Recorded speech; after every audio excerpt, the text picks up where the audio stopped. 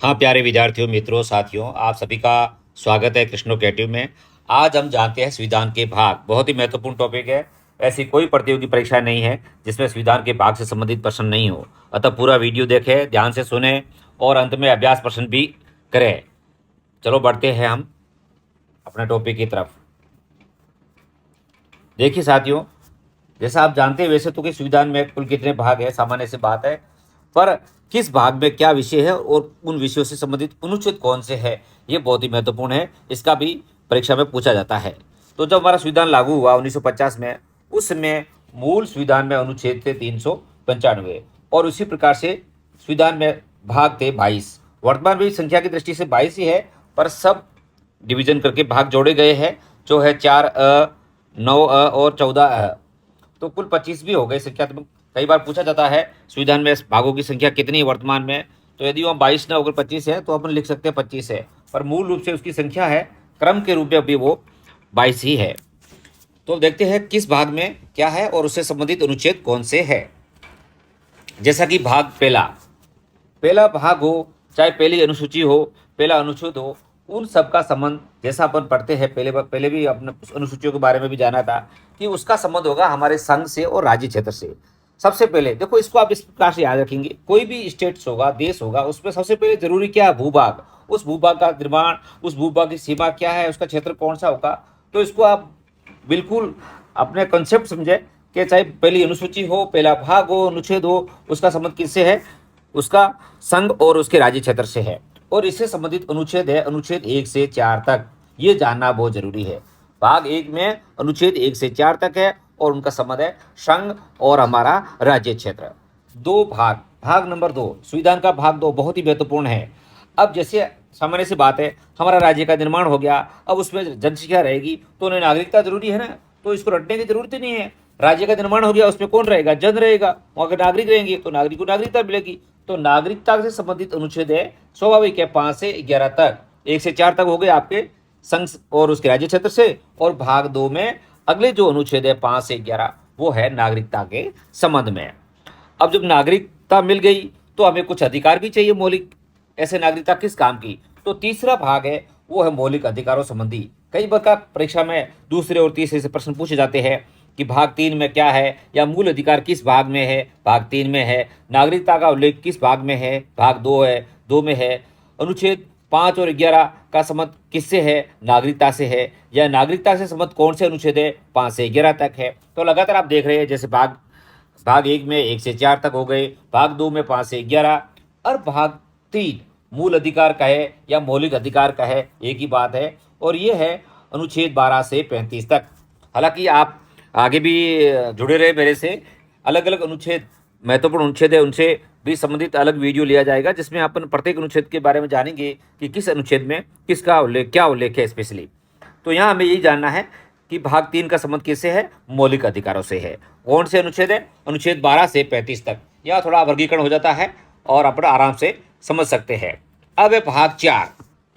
देखिए, अब क्रम वाइज बढ़ते रहेंगे, आप थोड़ा सिद्धांत से देखेंगे तो अपने आप अब मूल अधिकार बन गए, तो उसके बाद में राज्य के लिए कुछ नीति निर्माण करना भी जरूरी है। तो भाग चौथा है राज्य के नीति निर्देशक तत्वों से संबंधित, और ये है 36 से 51 तक, 36 से 51 तक नीति निर्देशक तत्वों का इसमें उल्लेख है। और उसके बाद में जो महत्वपूर्ण है, अक्सर जो कुछ नया होता है उससे संबंधित परीक्षा में पूछा जाता है, भाग 4 क, ये एक जुड़ गया। तो यहाँ एक भाग नया जुड़ा है, पर उसको 5 न दिया गया है, न कि 23 दिया गया है, उसकी संख्या दी गई 4 का। अब ये प्रश्न पूछा जाता है कि भाग 4 का संबंध किससे है, तो ये पहले नहीं था। हमारे जब संविधान 1950 में लागू हुआ उस समय नहीं था, इसको जोड़ा गया था 42वां संविधान संशोधन जो कि 1976 में हुआ था।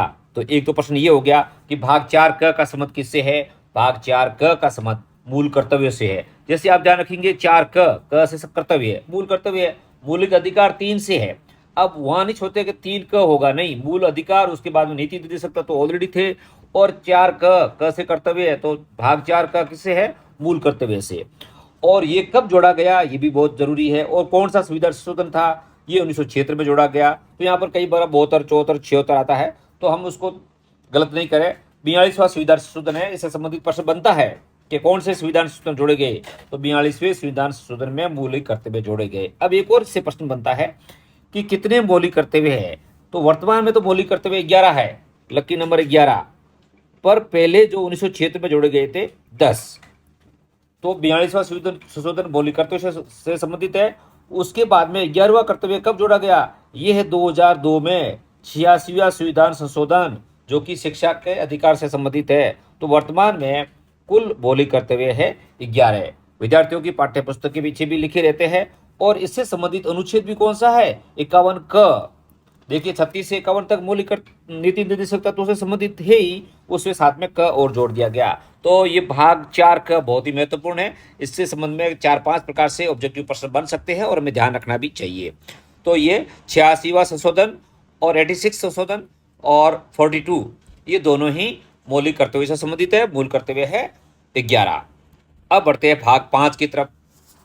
भाग 5 है, ये भी हमारा संघ से संबंधित है और इसमें अनुच्छेद 52 से लेकर के 151 तक है, संघीय सरकार से संबंधित है भाग 5।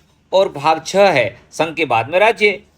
तो भाग 6 का संबंध है स्टेट से और इसमें अनुच्छेद 152 से लेकर के 237 तक इसमें राज्य सरकार की व्यवस्था से संबंधित अनुच्छेद है। और भाग 7 है, इसको मिटा दिया गया है, अब इसका कोई उल्लेख नहीं है, ये अनुच्छेद 238 था। ठीक है, जानकारी के लिए। अब भाग है वो भाग है भाग 8। भाग 8 का संबंध किससे है, संघ और राज्य, संघ राज्य क्षेत्र से है, जो यूनियन टेरिटरी है उससे संबंधित है। वर्तमान में 28 राज्य और 8 संघ राज्य क्षेत्र है। तो उनका उल्लेख अनुच्छेद 239 से 242 तक है और भाग है 8। वर्तमान में वैसे भी आप ध्यान रख सकते हैं कि अब अभी हमारे यूटी कितनी है, यानी संघ राज्य क्षेत्र कितने हैं, 8, उसका संबंध किससे है, भाग 8 से, वैसे भी ध्यान जाएगा। तो भाग 8 का संबंध है संघ राज्य क्षेत्र से, अनुच्छेद 239 से 242 तक। अब है भाग 9। भाग 9 का संबंध है पंचायतों से, ग्रामीण स्वशासन से, पंचायतों से, और अनुच्छेद 243 से 243 क से ण तक है, 243। और इसी प्रकार से भाग 9 क, देखो पंचायतें, अब गांव है, गांव के बाद शहर होता है, तो इसे ध्यान रखें। 9 क का संबंध है नगर पालिकाओं से।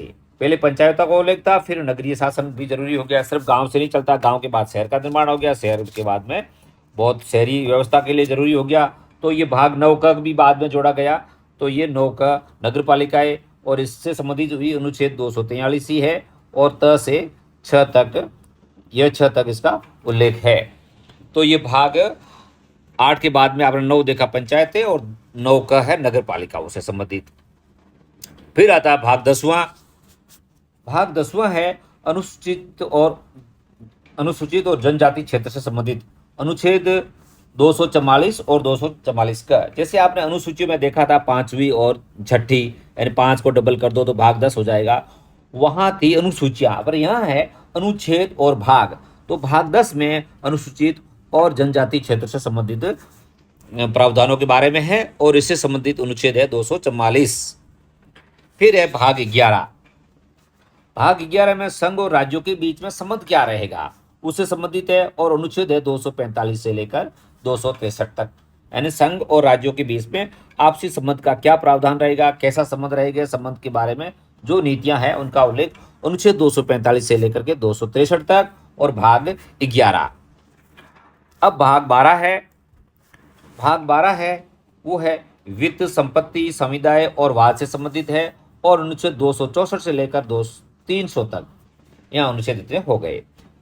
तो फाइनेंस संबंधी, प्रॉपर्टी संबंधी, समुदाय है, वाद है, इत्यादि से संबंधित भाग है भाग 12। और भाग 13 है जो भारत के राज्य क्षेत्र के भीतर व्यापार और वाणिज्य से संबंधित है और अनुच्छेद 301 से लेकर के 307 तक इनका उल्लेख है। और भाग 14 बहुत ही महत्वपूर्ण, संघ और राज्यों के अधीन सेवाएं, अनुच्छेद 308 से 323 संघीय सेवाएं, जो केंद्रीय स्तर की सेवाएं है, चाहे वो सिविल सेवाएं है और अन्य केंद्रीय सेवाएं, उनका उल्लेख अनुच्छेद 308 से 323 के बीच में है और इससे संबंधित भाग है 14। तो भाग 14 में संघ और राज्य के अधीन की सेवाओं का उल्लेख है और भाग 14 क ये बाद में जोड़ा गया। 14 क का संबंध है अधिकरण से, ट्रिब्यूनल से, और इसमें अनुच्छेद है 323 क से 323 ख और ये भी जोड़ा गया 42वां संविधान संशोधन 1976। अब आपने देखा होगा इसे 42वें संविधान संशोधन द्वारा 14 क जोड़ा गया था। इसी प्रकार से 42वें संविधान संशोधन द्वारा मौलिक कर्तव्य भी जोड़े गए थे। तो इनका आपको ध्यान रखना है, ये कब जोड़े गए, ये बाद में जोड़े गए। फिर है भाग 15। भाग 15 है हमारे इलेक्शन से संबंधित अनुच्छेद 324 से 329, इसमें 5 अनुच्छेद है, बहुत ही महत्वपूर्ण है। 15 है निर्वाचन से संबंधित। और भाग 16 में कुछ वर्गों के संबंध में विशेष उपबंध किए गए स्पेशल वर्ग, अनुच्छेद 330 से 342 तक उसका उल्लेख है। फिर बढ़ते भाग 17। भाग 17 बहुत ही महत्वपूर्ण। भाग 17 का संबंध है राजभाषा से। जैसे हिंदी हमारी राजभाषा है, इसका उल्लेख कौन से भाग में है, भाग 17 में है। अनुच्छेद कौन से है, अनुच्छेद 343 से 351 तक। पर यह पूछा जाए कि हिंदी हमारी राजभाषा होगी, इससे संबंधित अनुच्छेद कौन सा है, तो 343/1, यानी 343 का सब भाग 1 ये बताता है कि हिंदी हमारी राजभाषा होगी, न कि राष्ट्रभाषा या अन्य भाषा। हिंदी हमारी राजकाज की भाषा है और इसकी लिपि होगी वो है देवनागरी।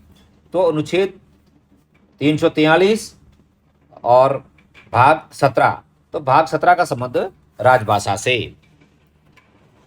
और भाग 18 बहुत ही महत्वपूर्ण है। इससे संबंधित अनुच्छेद 352 से 360 हम जानते ही है, इमरजेंसी से संबंधित, राष्ट्रीय आपात या राज्यों में आपात की स्थिति। देखिए 18 साल, भाग 18 यानी 18 होते ही आपातकालीन स्थिति आ जाती है। 18 के बाद में हम वोट दे सकते हैं, 18 के बाद में लाइसेंस बन जाता है। तो इसके बाद में एक आप सोचेंगे 18 एक प्रकार से इमरजेंसी, 18 के बाद में इमरजेंसी। तो अनुच्छेद 352 और 360, 352 से 360, 352, 356, 360 ये सारे, और उसके बाद में 53, 56 सभी ये इमरजेंसी से प्रावधान से संबंधित है। तो भाग 18 का संबंध है आपातकालीन प्रावधानों से। और भाग 19 का संबंध है प्रकीर्ण से, और ये है 361 से 367 तक। इसके बाद देखते हैं भाग 20, बहुत ही महत्वपूर्ण है। भाग 20 को ध्यान दें, इसका संबंध है संविधान संशोधन अपने आप में। और ये संविधान संशोधन से संबंधित कौन सा अनुच्छेद है, 368, यानी संविधान का संशोधन करना है, उससे संबंधित प्रावधान 368 में दिए गए हैं, भाग 20 और अनुच्छेद 368। फिर है भाग 21। भाग 21 में है अस्थायी संक्रमणकालीन और विशेष उपबंध है, जिनका से संबंधित अनुच्छेद है 369 से 391 तक। और अब तुम यहाँ करते करते अपन तो पहुंच गए पूरे अनुच्छेदों तक। अब लास्ट में भाग है 22वां, जिसमें शॉर्ट नेम, संक्षिप्त नाम दिए गए हैं, प्रारंभ है या हिंदी में जो प्राधिकृत है, पाठ है या किसका निरसन किया गया है, ये उल्लेख 392 से लेकर के 395 तक है। इस प्रकार आपने ये संविधान के 22 भागों को बारे में सामान्य जानकारी प्राप्त की, कौन कौन से विषय है और मोटे तौर से कौन कौन से अनुच्छेद है। यदि इस प्रकार से आप अनुच्छेदों का क्लासिफिकेशन करेंगे तो आगे जब अलग से अनुच्छेद पढ़ेंगे तो उसमें हमें अनुच्छेदों को समझने में दिक्कत नहीं आएगी। और विशेष रूप से जो ज़्यादा पूछे जाते हैं उनके संबंध में पूरा ध्यान रखें, और इससे संबंधित वस्तुनिष्ठ प्रश्न भी जो पूछे गए हैं विभिन्न परीक्षाओं में उनको आप हल करें। कुछ प्रश्न मैंने यहाँ बनाए हैं, आप मेरे साथ बने रहें, उन प्रश्नों को देखें कि आप कितने हल कर पाते हो और आपका ध्यान रहा है वीडियो संबंधी या पहले से आप क्या जानते हो। देखिए पहला प्रश्न है, मूल अधिकार संविधान के किस भाग से संबंधित है। मूल अधिकार संविधान के किस भाग से संबंधित है। बिल्कुल आपने सही पहचाना, मूल अधिकार संविधान के भाग 3 और उससे संबंधित अनुच्छेद है 12 से 35। अगला प्रश्न, संविधान के भाग 4 का संबंध किससे है। अब आप समझ गए होंगे यहाँ क आया है तो क्या होगा, कर्तव्य है। संविधान के भाग मूल कर्तव्य, 4 का संबंध है मूल कर्तव्यों से। संविधान संशोधन, संविधान के भाग 15 का संबंध किससे है। संविधान के भाग 15 का संबंध किससे है। देखिए ध्यान दीजिए, अधिकरण, राजभाषा, प्रकीर्ण, निर्वाचन। तो संविधान के भाग 15 का संबंध है, बहुत ही महत्वपूर्ण है, वो है निर्वाचन से संबंधित। राज्य के नीति निर्देशक तत्वों का उल्लेख संविधान के किस भाग में है। राज्य के नीति निर्देशक तत्वों का उल्लेख, जैसे आपने देखा तीसरे भाग में क्या था, मौलिक अधिकार और जब राज्य को मौलिक अधिकार मिल गए हैं नागरिकों को, तो हमें राज्य के संबंध में कुछ नीतियाँ बनानी पड़ेगी। तो है भाग 4, और वो है अनुच्छेद 36 से 51। भाग 4 का संबंध राज्य के नीति निर्देशक तत्वों से है। भारतीय संविधान के किस भाग में राजभाषा का उल्लेख है और उससे संबंधित अनुच्छेद कौन सा है? जैसे आपने देखा, भारतीय संविधान के किस भाग से संबंध में राजभाषा है और राजभाषा का उल्लेख है? भाग 17 में और अनुच्छेद 343 से 351। आगे बढ़ते हैं। भारतीय संविधान में आपात उपबंध, हाँ, 18 वर्ष के होते ही आपात उपबंध लागू हो जाते हैं, तो इससे संबंधित अनुच्छेद कौन सा होगा? भाग कौन सा होगा? भाग 18 और अनुच्छेद 352 से 360 तक। ये है आपातकालीन उपबंध से संबंधित अनुच्छेद, और भाग कौन सा है? भाग 18। अगला प्रश्न देखिए, भारतीय संविधान के किस भाग एवं अनुच्छेद में संविधान संशोधन का उल्लेख है? बहुत ही महत्वपूर्ण है। भारतीय संविधान के किस भाग में संविधान संशोधन का उल्लेख है? कौन सा भाग है और उससे संबंधित अनुच्छेद भी कौन सा है? तो भाग है 20 और अनुच्छेद है 368। संविधान संशोधन संबंधी भाग 20 और अनुच्छेद 368। अगला प्रश्न, कुछ वर्गों के संबंध में विशेष उपबंध किए गए हैं। कुछ वर्गों के संबंध में विशेष उपबंध किए गए हैं, उसका उल्लेख संविधान के किस भाग में है? उसका उल्लेख संविधान के भाग 16 में है। ठीक पहचाना आपने। और अगला नंबर प्रश्न देखते हैं। संविधान में भाग 4 क और भाग 14 क किस संविधान संशोधन द्वारा जोड़े गए? आपने देखा होगा जब पढ़ रहे थे, ये दोनों ही एक ही संविधान संशोधन है और एक ही वर्ष में जोड़े गए हैं। तो वो है संविधान का 42वां संविधान संशोधन, जो कि 1976 में हुआ था। 42वें संविधान संशोधन द्वारा भाग 4 क और भाग 14 क जोड़े गए। संघ एवं राज्यों के बीच में संबंधों का उल्लेख, संघ और राज्यों के बीच में संबंधों का उल्लेख, भाग कौन सा होगा? भाग 11। कह सकते 1, 1, 11, यानी 1 और 1 में राज्य और संघ के बीच में संबंध, भाग 11। तो भाग 11 के संबंध में है, किससे संबंध है? भाग 11 का संबंध है संघ और राज्यों के बीच में संबंधों का उल्लेख। संविधान में कौन सा भाग है वो पंचायतों से संबंधित है? संविधान का कौन सा भाग है वो पंचायत से संबंधित है? तो ये अपन ने जाना था भाग 9। संविधान का भाग 9 है वो पंचायत से संबंधित है, और 9A है या 9 क कहो वो है नगर पालिकाओं से संबंधित, जो कि बाद में जोड़ा गया। और ये प्रश्न परीक्षा RS 2015 में पूछा भी गया होगा। हालांकि इससे पहले वाले भी कई प्रश्न हैं, जो चाहे यूपीएससी में हो, चाहे एसएससी की परीक्षा हो, अन्य परीक्षाओं में, रेलवे में, किसी भी प्रतियोगी परीक्षा से संबंधित पूछे जाते हैं। इस प्रकार के प्रश्न आप अन्य भी प्रतियोगी परीक्षाओं में दिए गए संविधान के भाग से संबंधित, अनुसूचियों के संबंधित प्रश्न करें, ताकि आपका अभ्यास बढ़े। पूरा वीडियो देखा आपने, बहुत बहुत धन्यवाद। और वीडियो को ज़रूर लाइक करें, सब्सक्राइब करें और साथियों में शेयर भी करें। मिलते हैं अगले वीडियो में। ऑल दी बेस्ट और गुड लक। आपके उज्जवल भविष्य की शुभकामनाएं। Thank you so much.